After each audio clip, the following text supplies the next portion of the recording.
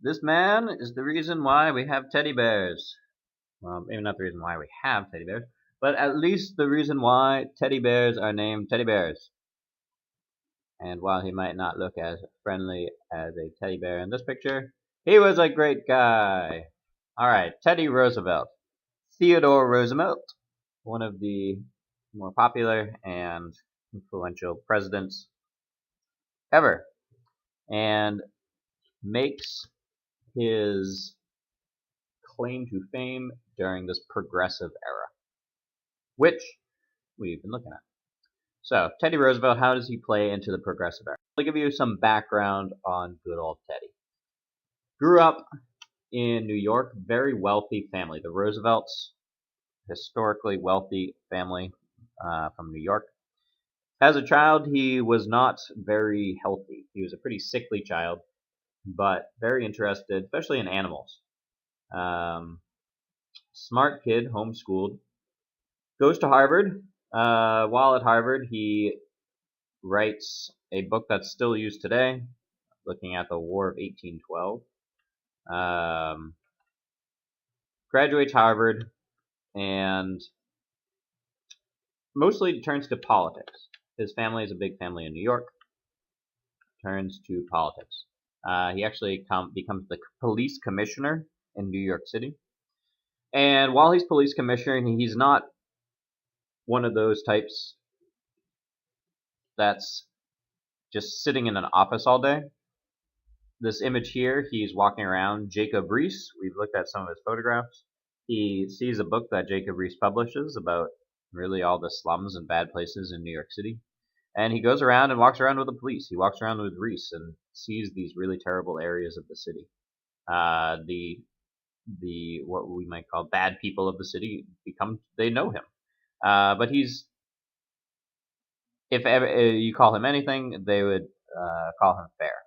And certainly even the bad people of the city respected him and what he was trying to do, which was really trying to get people back up on their feet and becoming productive members of society. Roosevelt, though, he encounters a lot of difficulties. His mother dies on the same day that his wife dies, in the same house, within 11 hours of each other. And when that happens, he becomes quite distraught. He moves out west for a while. Those pictures in the background of him with a gun and with a horse. He really starts to. He's over his childhood of weaknesses and really starts to enjoy the environment. And he sees what all these beautiful lands are out in the west of the United States.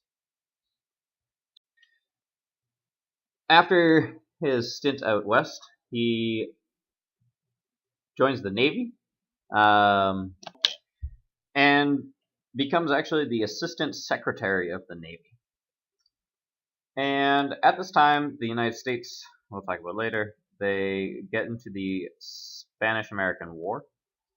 And the war moves to Cuba. So Roosevelt, he goes to Cuba and becomes a national hero. He forms an outfit called the Rough Riders. This is the Rough Riders right here. Roosevelt front and center. All these guys look fantastic, especially Roosevelt. Quite dashing, and I would be scared if I was fighting him.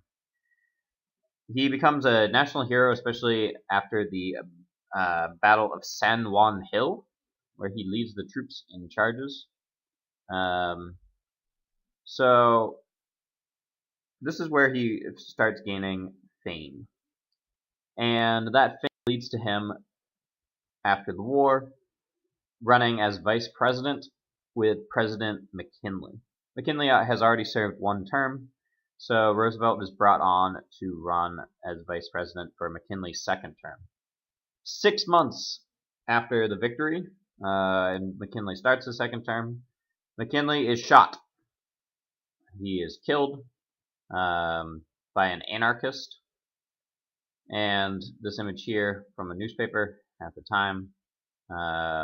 So McKinley is killed, thus making Roosevelt president. As president, well, Teddy Roosevelt is not one that sits quietly and sits aside. He had a great quote, which kind of follows him the rest of his career. Speak softly and carry a big stick, and you will go far.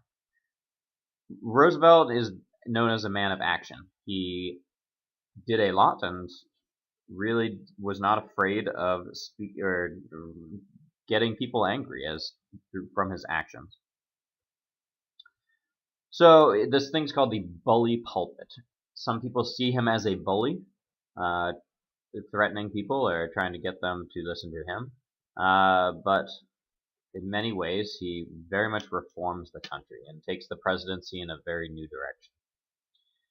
And it starts with a mining strike. 1902, there's a strike of miners that are trying to get, as strikes tend to do, higher wages and shorter hours.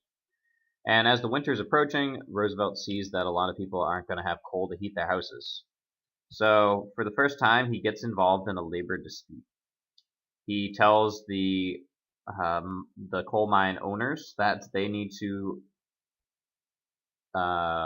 negotiate with the workers, and if they don't, then he is going to take action against those owners.